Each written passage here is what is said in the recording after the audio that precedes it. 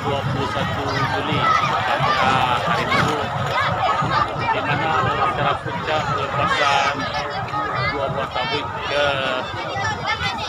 tepi pantai.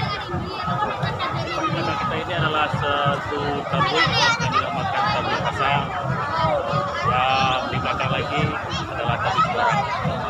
Kedua tabung ini akan dilepas, dibuang ke bibir pantai di saat matahari terbenam.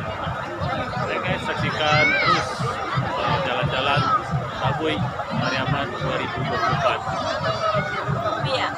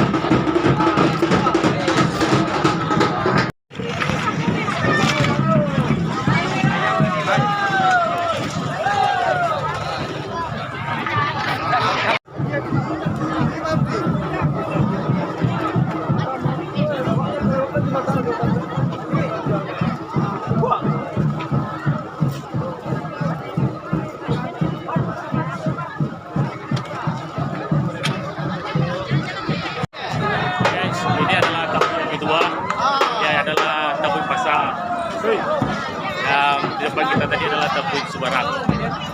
Nah, ini yang kedua tabung yang akan dibawa